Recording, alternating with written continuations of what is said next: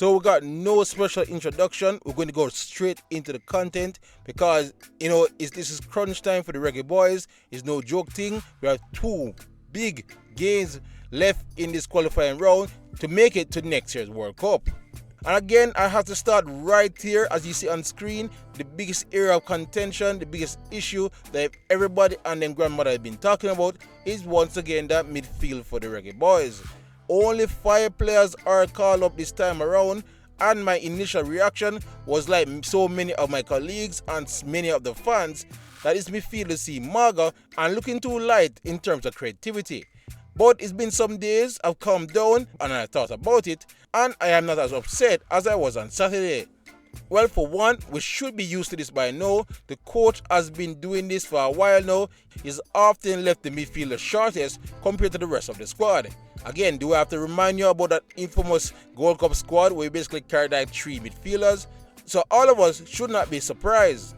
The other reason why I am now warming up to this 5-man midfield is because I watched about that Bermuda game just recently at the National Stadium, and I kind of see what the coach is trying to cook up. Just look back on that first half in that match against Bermuda, where the squad lined up with a 4-2-3-1 that changed up things quickly once we were in possession. What we got was a lot of rotation, especially with the right winger, which was Dixon on the day, that would float into that pocket right in front of the box, which meant that our number 10 on the day, which was Palmer, could float down a little bit further, closer to the center circle, where he can pick up the passes from Hayden and look to start the plays from there. Which meant that where was Bobby Reed, who was our advanced number 8, well, he would swing out to that right side where Dixon vacated and look to keep the play going from out there. And then if you're wondering who was helping out Hayden in that midfield in case the ball turnover, well, we had Dexter Lembekisa coming alongside him as an inverted right back. And then once they got their passing rhythm sorted out, they started to find and link up with Nicholson much better, and then we were starting to create some chances. By far, it was the most creative I saw our midfield looking for a long time under Steve McLaren. And I know immediately you guys are saying, what am I talking about? That was just Bermuda, and against the tougher teams will that even work? And I agree with you guys, it will be a litmus test in Port of Spain if we decide to play like that. And I'm telling you right now, if we played similar to how we played at home against Trinidad, where we dropped off in a mid to low block and allowed Trinidad time and space on the ball to do what they feel like, we're going to lose that game. I am not going to say Trinidad midfield is world class, but I will admit after watching them for a while in this World Cup qualifying campaign, they are a pretty decent side once you give them space on the ball. Especially with their captain and talisman Kevin Molinos coming back into that playmaker role. I am telling you, if we don't keep an eye on that man, he's going to unlock the defense. And then when you take in account to how we played in the away game, especially in the first 20 minutes in Curacao, where we just sat back and allowed Curacao to come at us, you will like to believe that the coach and the players learn from their mistake and will start this game off with much more energy. We will need to go at them early, get some shots off, create some dangerous chances, and get their large crowd feeling nervous and quiet. Which means our football has to be brave. We have to see the men in red as if they were the pink of Bermuda, not earn the ball like we did in that match. And even if we lose it, we have to start the counter pressing as soon as we can. And this is where I think Palmer has missed a bit. He's not the greatest tackler, but he did well to show some energy when he lose the ball to try to get it back. And with him being injured, I'm still surprised the coach chose not to bring in another special midfielder to replace him. Which means that many people are already thinking the obvious, that it would be Dumare Gray that might slot into that midfield role. But again, if the coach decides to play a more pragmatic style and a more mid to low block, I can also see Jonathan Russell coming into the team and playing as that number 10. And again, I like Russell as a player, but I still don't think how this team is going right now, it suits his play style, and I would prefer if we use him as a super sub.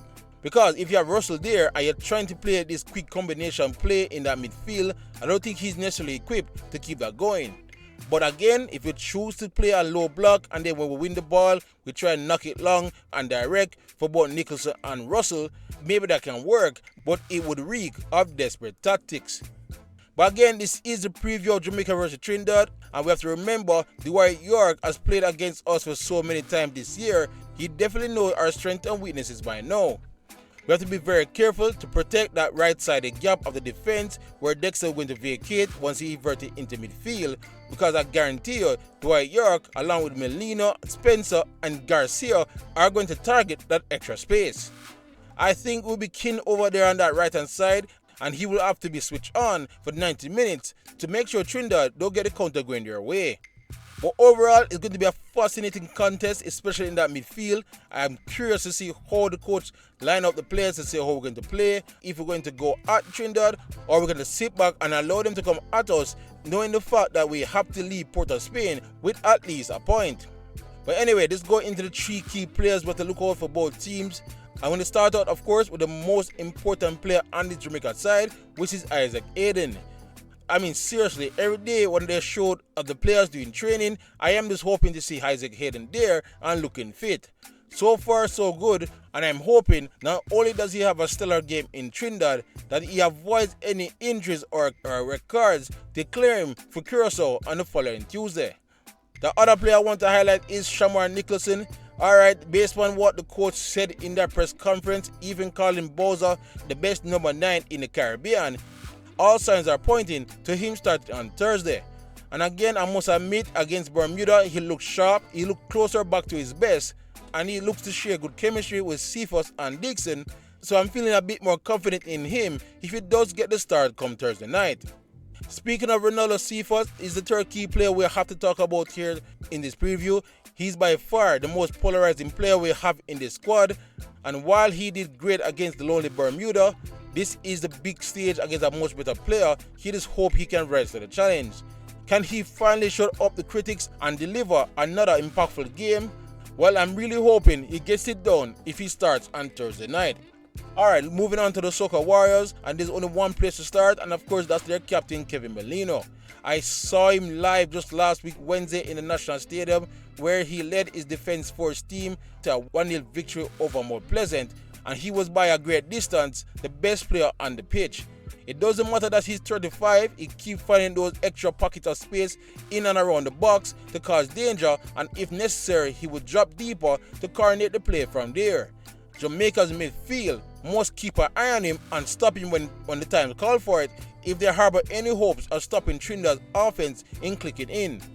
Alright, the other player I want to talk about is of course Levi Garcia, their main number 9 striker, who of course, if you remember carefully, scored a couple of goals against us in the National Stadium only for them to be called off due to offside. He will again drag those defenders out of place with his runs in behind and into the channels, and this is why I believe we have to cut off his supply from midfield to keep him quiet. Now the other player I would like to talk about is Tyrese Spencer, I think his name is.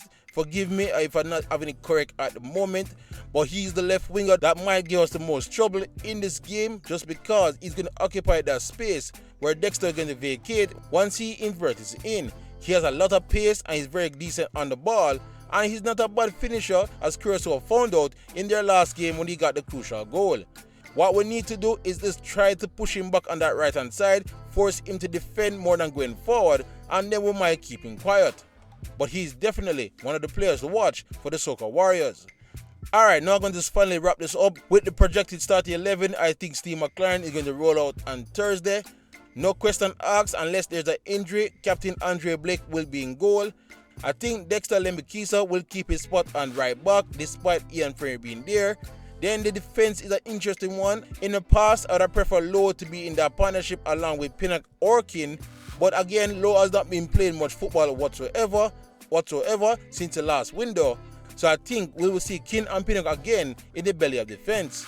Then on the left hand side, we have the Premier League player Rico Henry in the squad. Not sure if his paperwork came through in time for this game in Trinidad, but I think regardless, I think Greg Lee will get the nod there on the left hand side. And to be honest here, I think he's been one of our best players so far in this round. Number 6 position, of course, will be Hayden, and then this is where things get tricky, but I think Bobby Reid will come in at the number 8, and I think Gray will be there as the number 10 or the further advanced number 8, whatever you want to call that position. Then the front 3, I can't see Cephas being dropped. It will definitely be there on the left hand side. I still think the number 9 will be Shamar Nicholson, and then on the right hand side, we have Dixon, we have Whisper, but I actually think it will be Tyrese Campbell just because of his defensive work rate he does when he trap back and help out that back line. Again, remember, we have to leave Trinidad with at least a point.